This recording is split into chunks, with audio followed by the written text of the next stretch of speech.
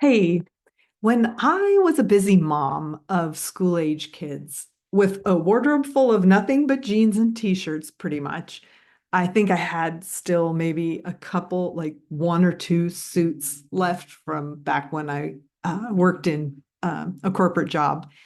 Anyway, I found myself in need of a dress to wear to a wedding. And unfortunately, that year, the styles were not my body's friend. I had not yet discovered that understanding your silhouette is the key to outfits that fit and flatter your body. I'm Rebecca Mielke. As your visual identity guide, I take you on a journey of self-discovery so you can align your inner and outer self, show up confidently, and contribute your gifts to the world. In this episode, I'm going to teach you three concepts to help you to uh, know how to build an outfit template that's based on your silhouette. If you want to explore what colors to get your pieces in, I invite you to download my brand new free guide, Discover Your Style DNA, a guide to seasonal energy and personality colors. You can find the link in the show description or at my website, signaturestylesystems.com. Okay, so here's what happened that year. It wasn't pretty.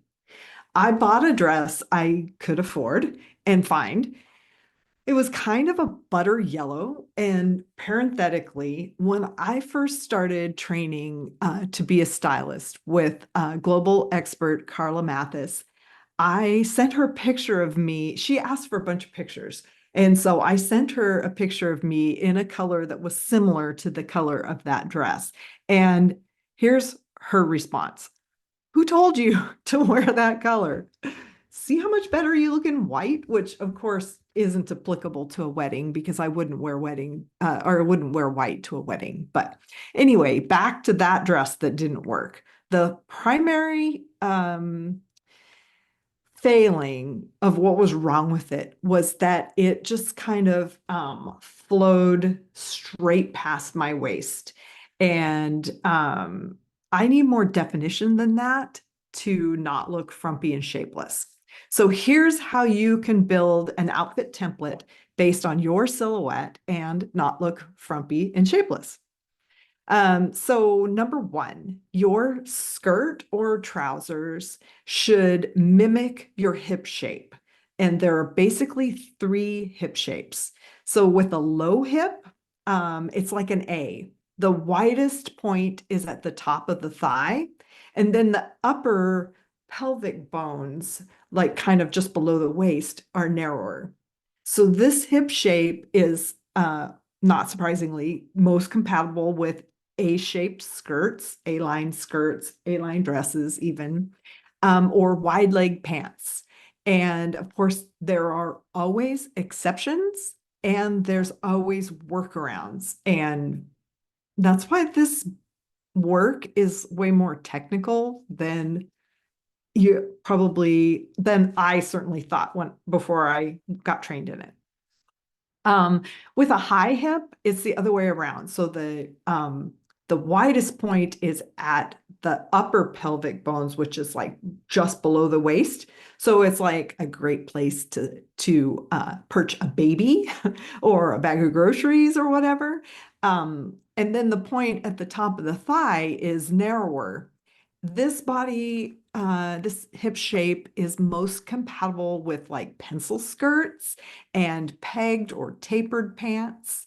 Um, this is the person who, when skinny jeans came in, and if that person's real slim, that's who looked really great in those. Um, yeah. And you can probably imagine what a straight hip is and that it's compatible with straight skirts, straight leg pants, that type of thing. The second concept, tops and jackets should maintain your natural waist shape. And I'm going to mention three waist shapes. So the first one is an arc waist, and that dips in from along the side from beneath the shoulder, and then it sort of creates a smooth arc down to the lower hip.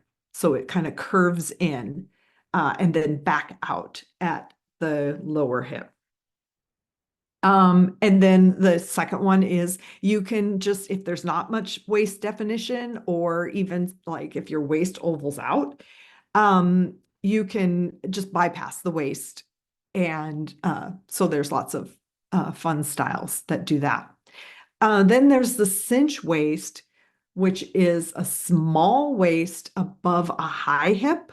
So it's sort of like cinches and goes back out. So this one is the one that looks good if you like throw a belt on over top of something else and then kind of cinch it. And then the final concept is choosing where you're going to put your horizontal line. So this has a little bit to do with proportion, but here I'm thinking about silhouette still. So keep in mind that a horizontal line widens. So you never want to put a horizontal line at the widest point or a point that's wide that you don't want to call attention to or make it look wider. And so a horizontal line includes like where a garment ends.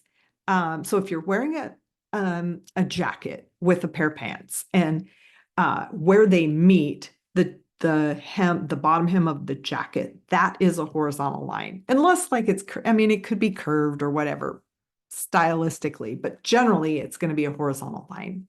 And then you want that to be not at your visually widest point. So like if you have a high hip, you can wear a longer jacket. If you have a low hip, you usually want a shorter jacket. And then vertical lines, narrow. And this includes like construction lines. So some styles just have extra vertical lines built into them. And those would be chopping up that space widthwise. It includes construction lines, stripes, and even if you have like long hair and it intersects your shoulder, that's like why probably a lot of women who have wider shoulders also have long hair. And then diagonal lines are magic. They balance whatever needs to be balanced simultaneously, kind of acting as a horizontal and a vertical line at the same time. So if you want a project to do, a simple bit of homework would be trying some clothes on, and then that counts as exercise too. So try on your pants and decide which hip and leg shape is best for you. Then try on your tops and jackets and decide where you want them to end. Are you tucking or are you flowing? Thanks for being here for the Signature Style Systems podcast. Have fun being you, and I'll meet you back here again real soon.